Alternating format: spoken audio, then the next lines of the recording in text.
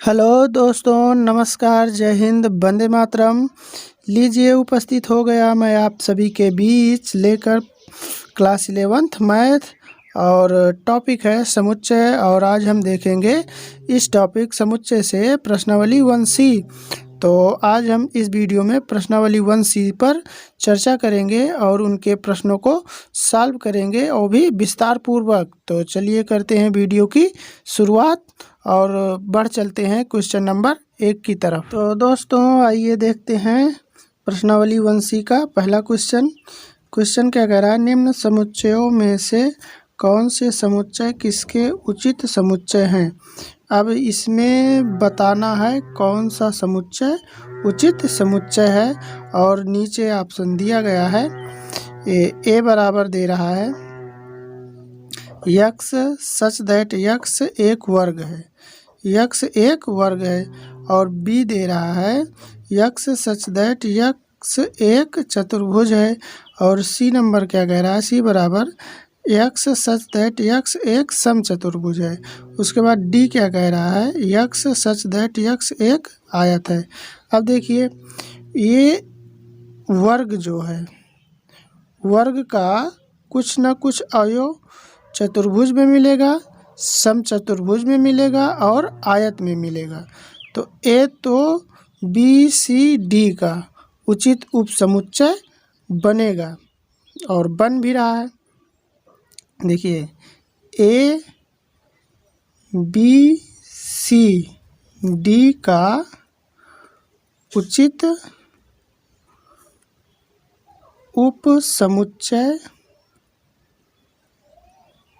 उपसमुच्चय होगा। अब क्यों होगा, क्योंकि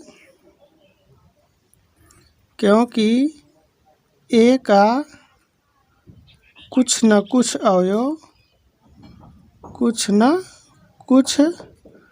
अवयव बी कामा सी कामा डी में उपस्थित है। क्या है, उपस्थित है। इसलिए ए जो है बी सी डी का उचित उपसमुच्चय बनेगा। देखिए, ये वर्ग है और ये चतुर्भुज है, तो वर्ग जो है चतुर्भुज में उपस्थित होता है। अब इसके ये जो वर्ग है इसका कोण होता है 90 अंश। प्रत्येक कोण कितने होते हैं, 90 अंश, और टोटल होते हैं 360। और इसमें भी 4 भुजा और इसमें भी 4 भुजा, इन तीनों में 4 भुजाएं होती हैं। अब देखिए, चतुर्भुज वर्ग भी हो सकता है, चतुर्भुज से हमें वर्ग प्राप्त हो सकता है, और समचतुर्भुज से भी वर्ग प्राप्त हो सकता है, आयत से भी वर्ग प्राप्त होगा। अब देखिए, आयत में प्रत्येक कोण 90 अंश के होते हैं, वर्ग में भी कोण 90 अंश होते हैं। तो मतलब कहने का मतलब वर्ग का कुछ न कुछ अवयव इन तीनों चतुर्भुजों में क्या हो रहा है, मिल रहा है। तो उचित उपसमुच्चय उसे कहते हैं, कम से कम एक अवयव मिलना चाहिए, तो वो क्या कहलाएगा, उचित उपसमुच्चय। तो वही कंडीशन इस प्रश्न में हो रहा है। तो वर्ग का जो कुछ न कुछ अवयव किस में मिल रहा है, चतुर्भुज और समचतुर्भुज और आयत में मिल रहा है, तो यह क्या होगा, इसका उचित उपसमुच्चय होगा। लेकिन ए बराबर बी के नहीं होगा, और ए बराबर सी के नहीं होगा, और ए बराबर डी के नहीं होगा। ये तीनों आपस में बराबर नहीं होंगे, लेकिन इनका कुछ न कुछ अवयव इसमें तीनों में मिल रहा है, इसलिए ये उचित उपसमुच्चय होगा। और अब देखिए, डी एक आयत है और बी एक चतुर्भुज है, तो डी का अवयव इसमें मिल रहा है चतुर्भुज में, क्योंकि आयत चतुर्भुज है और ये चतुर्भुज बी जो है चतुर्भुज है, तो डी जो है इसका उचित उपसमुच्चय बनेगा। लेकिन कंडीशन वही रहेगी, डी बी के बराबर नहीं होगा।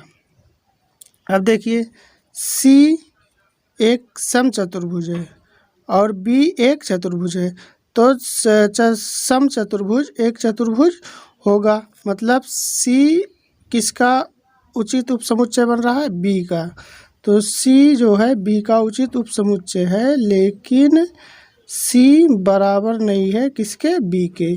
तो इस तरह से ये इसका उचित उपसमुच्चय निकालेंगे।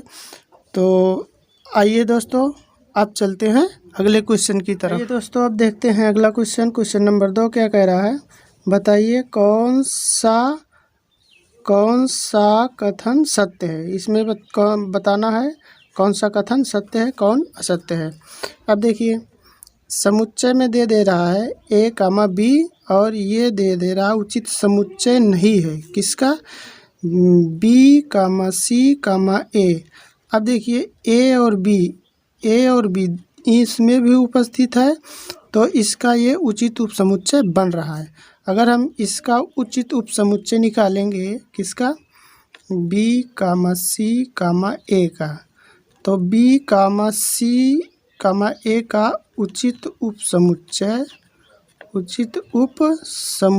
अगर हम इसका निकालेंगे तो बनेगा बी हो जाएगा, एक ब्रैकेट एक अवयव, और उसके बाद ही हो जाएगा सी, फिर कामा हो जाएगा ए। तो अब दो को लेंगे तो क्या बनेगा? बी कामा सी, और फिर बनेगा सी कामा ए, और फिर बनेगा बी कामा ए। सी कामा ए हो गया। अब ए कामा बी बनेगा, ए कामा बी क्या बनेगा? इधर देखिए ये क्या बन जाएगा? ए कामा बी। तो ये अवयव इसमें उपस्थित हो गया। तो ये अवयव जब उपस्थित होगा तो ये इसका उचित उपसमुच्चय होगा, लेकिन ये कह रहा है नहीं होगा। तो इसका मतलब ये कथन क्या है? असत्य है। कौन सा कथन? असत्य है। अब देखते हैं अगला क्या कह रहा है? ए कामा ई उचित उपसमुच्चय यक्स कॉलन एक्स अंग्रेजी वर्णमाला का एक अक्षर है। अंग्रेजी वर्णमाला का स्वर है। अब देखिए अंग्रेजी वर्णमाला का जो स्वर होता है ए ई आई ओ यू, इस तरह होते हैं। अब जब हम इसका उचित उपसमुच्चय निकालेंगे एक बार तो एक का बनेगा, और फिर जब दोबारा बनाएंगे दो का बनाएंगे तो इसमें ए कामा ई उपस्थित हो जाएगा। इसलिए ये इस कथन क्या है? सत्य है। मतलब ए कामा ई ये इसका उचित उपसमुच्चय होगा। तो एक कथन क्या है? सत्य है। दूसरा क्या है? सत्य है। अब देखते हैं सी नंबर। 1 कामा 2 कामा 3 ये कह रहा है उचित उपसमुच्चय है किसका? 1 कामा 3 कामा 5। अब देखिए इसमें 1 2 3 दे रहा है, इसमें 1 3 5। अगर हम इसका उचित उपसमुच्चय बनाएंगे किसका? 1 3 5 का, तो ये किसी भी कंडीशन में प्राप्त नहीं होगा। 1 2 3, तो इसलिए ये कथन क्या है? असत्य है। क्या है? असत्य है। अब इसमें देखते हैं डी नंबर। ये कह रहा है समुच्चय ए दे रहा है, समुच्चय में ए, और ये कह रहा है उचित उपसमुच्चय है किसका? ए कामा बी कामा सी। अब देखिए इसमें ये मिल रहा है, तो जब हम इसका उचित उपसमुच्चय निकालेंगे तो ए इसमें प्रेजेंट हो जाएगा, उपस्थित हो जाएगा। तो इस तरह से ये कथन क्या है? सत्य है। मतलब ए जो है इसका उचित उपसमुच्चय बनेगा। अब देखिए ई नंबर क्या कह रहा है? ये समुच्चय में दे रहा है ए, और ये एलिमेंट का चिन्ह कह रहा है, ये इसका अवयव है। अब देखिए एलिमेंट अगर रहेगा तो इसके पहले ये ब्रैकेट नहीं लगेगा, तो ये इसका एलिमेंट मतलब होगा ए कामा बी कामा सी का। अगर इस तरह से दिया होता तो ये इसका एलिमेंट होता, मतलब समुच्चय होता। लेकिन ए अवयव है किसका है? ए कामा बी कामा सी। तो इस तरह से अगर दिया होता तब तो ये सत्य होता, लेकिन ये इसके अंदर समुच्चय के अंदर देकर और एलिमेंट का चिन्ह लगा दिया है, इसलिए ये इसका अवयव नहीं है। अतः ये कथन क्या है? असत्य। इस तरह से ये कथन कौन सा है? असत्य है। अब देखते हैं अगला क्वेश्चन क्या कह रहा है। तीसरा, रिक्त समुच्चय का उचित समुच्चय होता है। अब देखिए, रिक्त समुच्चय का उचित उपसमुच्चय नहीं होता है, नहीं होता है। केवल किस समुच्चय का होता है? उपसमुच्चय का। उपसमुच्चय, उपसमुच्चय का जो है रिक्त समुच्चय किसका उपसमुच्चय होता है? केवल उपसमुच्चय का। रिक्त समुच्चय उपसमुच्चय का एक क्या होता है? समुच्चय होता है। तो रिक्त समुच्चय उचित उपसमुच्चय नहीं होता है।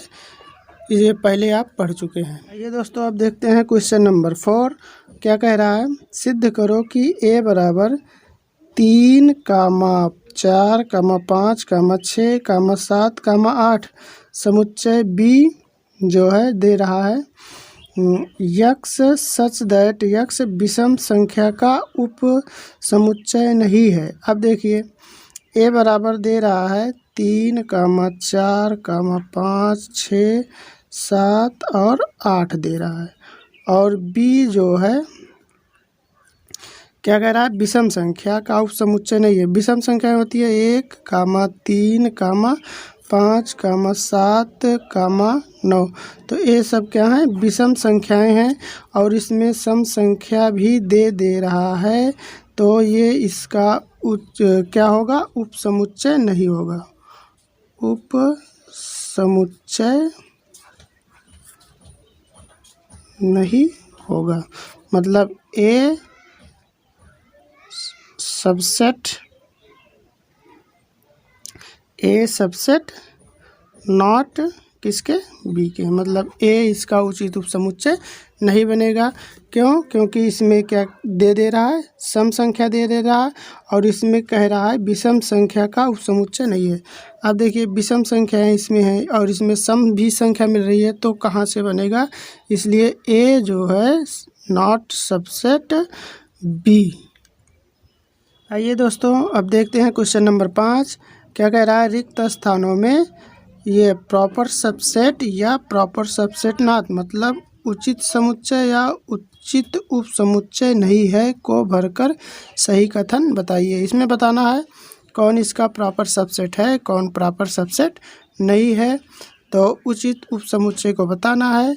तो चलिए देखते हैं। पहला, ये समुच्चय में दे रहा है 2, 3, 4। अब देखिए 2, 3, 4 इसमें उपस्थित है। यस, उपस्थित है, तो ये इसका प्रॉपर सबसेट क्या होगा? बनेगा। प्रॉपर सबसेट है, तो इसमें क्या भरेंगे? Proper subset. अब इसमें a, b, c। अब इसमें देखिए b, c, d दे रहा है, तो इसका प्रॉपर सबसेट बन नहीं पाएगा। तो इसमें क्या फिल करेंगे? Proper subset not. अब देखते हैं तीसरा, यक्स कॉलन एक्स आपके विद्यालय की कक्षा 11 का एक विद्यार्थी है।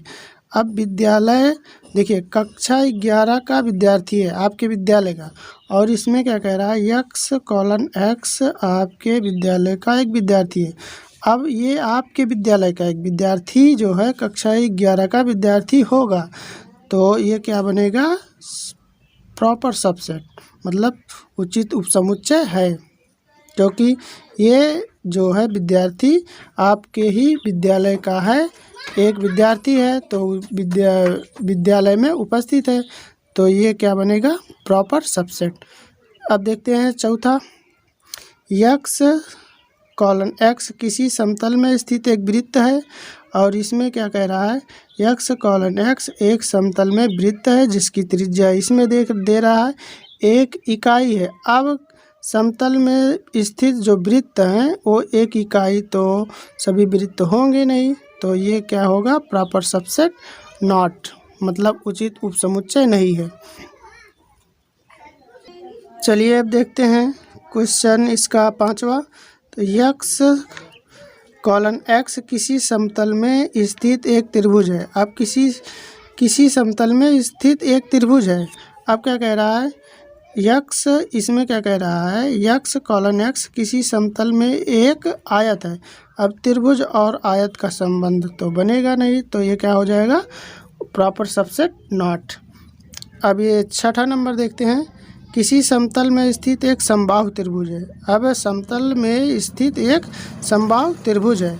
अब इसमें क्या कह रहा है, यक्स कॉलन एक्स किसी समतल में स्थित एक त्रिभुज है। जी हाँ, तो त्रिभुज जो है समबाहु त्रिभुज हो सकता है, तो ये इसका प्रॉपर सबसेट बनेगा, उचित उपसमुच्चय होगा। अगला क्या कह रहा है, सातवां, यक्स कॉलन एक्स एक सम प्राकृतिक संख्या है। और इसमें क्या कह रहा है, यक्स कॉलन एक्स एक पूर्णांक है। अब देखिए, सम प्राकृतिक संख्या एक पूर्णांक होती है, तो सम संख्या क्या है, सम प्राकृतिक संख्या एक पूर्णांक होती है, तो ये क्या बनेगा, प्रॉपर सबसेट बनेगा, इसलिए ये प्रॉपर सबसेट है। तो आइए चलते हैं क्वेश्चन नंबर 6 की तरफ। क्या कह रहा है 6 नंबर क्वेश्चन, कह रहा है, इसमें दे रहा है a बराबर 1, 2, ये मजले ब्रैकेट में दे रहा है 3, 4, फिर मजला ब्रैकेट के बाद कामा, फिर 5, तो निम्न में से कौन सा कथन सही नहीं है। इसमें बताना है कौन सा कथन सही नहीं है और क्यों नहीं सही है। अब देखिए, ये मजले ब्रैकेट के अंदर ब्रैकेट में 3, 4 दे रहा है, इसका मतलब ये एक अवयव है, ना कि इसका प्रॉपर सबसेट। तो पहला क्वेश्चन इसके आधार पर क्या कह रहा है, 3, 4। अब देखिए, 3,4 एक अवयव है। अभी हमने बताया कि 3, 4 ये क्या है, एक अवयव है, प्रॉपर सबसेट नहीं है। तो यह कथन क्या है, सत्य नहीं है, ये कथन सत्य नहीं है, क्योंकि 3, 4 एक अवयव है, एक अवयव है, 3, 4 एक अवयव है। अब देखिए दूसरा क्या कह रहा है, समुच्चय में दे रहा है 3, 4 एक अवयव है। 3, 4 किसका अवयव है, ए का, तो ये कथन क्या है, सत्य है, क्योंकि 3, 4 एक अवयव है। अगला क्या है, समुच्चय में दे रहा है, उसके बाद ये दे रहा है, ये इसका प्रॉपर सबसेट है। अब देखिए, अगर हम 1, 2, ये 3, 4, अब ये जो अवयव दे रहा, अगर हम इसका उचित उपसमुच्चय बनाएंगे तो ये इसका उचित उपसमुच्चय बनेगा, तो इसलिए यह कथन क्या है, सत्य है। तो ये जो है उचित उपसमुच्चय, जो इसका अवयव है 3, 4 ब्रैकेट में मजले ब्रैकेट के अंदर जो दे रहा है, इसका अवयव बनेगा। और ये उसके बाद ये समुच्चय के अंदर समुच्चय दे रहा है, मतलब ये इसका प्रॉपर सबसेट होगा, ये कथन क्या है, सत्य है। अब देखिए, एक एलिमेंट है ए का, तो ये सही है, एक जो है एलिमेंट क्या है, एक जो है इसका अवयव है, इसलिए ये कथन क्या है, सत्य है। अब आगे देखते हैं, कह रहा है एक प्रॉपर सबसेट ए है, एक जो है इसका प्रॉपर सबसेट है। अब देखिए, प्रॉपर सबसेट को हम ब्रैकेट के अंदर अगर ये लिखा होता तो इसका प्रॉपर सबसेट बनता, नहीं तो एक क्या है, अवयव है, तो ये कथन क्या है, असत्य है, क्या है, असत्य है। अब इसमें देखेंगे, छठा नंबर, ये दे रहा है समुच्चय में 1, 2, 5, ये इसका प्रॉपर सबसेट है, 1, 2, 5, जी हाँ, ये इसमें उपस्थित है, इसलिए ये इसका प्रॉपर सबसेट बनेगा। तो इस प्रकार से छठा जो नंबर है ये क्या है, सत्य है, छठा नंबर क्या है, सत्य है। अब बढ़ते हैं 7वें नंबर की तरफ, 1, 2, 5 एलिमेंट है, 1, 2, 5 एलिमेंट हैं। देखिए 1 2 5, 1, 2, 5 एलिमेंट है। अब देखिए अगर एलिमेंट होता तो ये ब्रैकेट में ना दिया गया होता। तो अगर ये ब्रैकेट में दे रहा है तो इसका मतलब ये कौन सा सबसेट बन रहा है, प्रॉपर सबसेट बन रहा है, तो ये इसका एलिमेंट नहीं होगा। ये कथन क्या है, असत्य है। क्यों? क्योंकि 1 2 5 क्या है, 1, 2, 5 ये जो है इसका क्या बन रहा है, उचित उपसमुच्चय बन रहा है, इसलिए यह एक असत्य कथन है। अब देखते हैं 8वां नंबर, 1 2 3 ये प्रॉपर सबसेट ए के हैं। देखिए 1 2 3, अब उसमें 1, 2, 3 दिया ही नहीं गया है, तो ये उसका प्रॉपर सबसेट नहीं होगा, इसलिए ये कथन क्या है, असत्य है। आगे दे रहा है 5 एलिमेंट किसका, ए का है, उसमें है नहीं। जब एलिमेंट है नहीं तो ये कथन क्या है, असत्य है। ये कथन क्या है, असत्य है। आगे देखते हैं, ये 5 इसका उचित उपसमुच्चय है। 5 जो है इसका प्रॉपर सबसेट है। जी हाँ, जब हम इसका प्रॉपर सबसेट बनाते हैं तो 5 से ही स्टार्ट करते हैं, तो इसका उचित उपसमुच्चय होगा, इसलिए ये कथन क्या है, सत्य है। क्योंकि किसी भी समुच्चय को जब हम उपसमुच्चय के रूप में बनाते हैं तो सबसे पहले 5 आता है, तो 5 जो है उचित उपसमुच्चय भी बनेगा, इसलिए यह कथन क्या है, सत्य है। अब देखिए समुच्चय में दे रहा है 5, तो इसका मतलब इस समुच्चय में एक अवयव उपस्थित है और इसका उचित उपसमुच्चय ये बनेगा, मतलब मझले ब्रैकेट के अंदर 5 दे रहा है और कह रहा है इसका उचित उपसमुच्चय है, तो इसका उचित उपसमुच्चय नहीं होगा। ये कथन क्या है, असत्य है। क्यों? क्योंकि ये एकल समुच्चय बन रहा है। कौन सा समुच्चय, एकल समुच्चय बन रहा है, इसलिए यह कथन क्या है, असत्य है। दोस्तों आज के इस क्लास में हमने देखा प्रश्नावली 1C का क्वेश्चन, और क्वेश्चन था 1 से 6 तक। तो 1 से 6 तक के प्रश्नों को हम इस क्लास में विस्तार पूर्वक क्या किया, चर्चा किया। और अब आगे की क्लास में बचे हुए क्वेश्चनों को सॉल्व करेंगे। तब तक के लिए मुस्कुराते रहिए और वीडियो देखने के लिए आपका बहुत बहुत धन्यवाद। तो मिलते हैं अगली क्लास में, तब तक के लिए जय हिंद।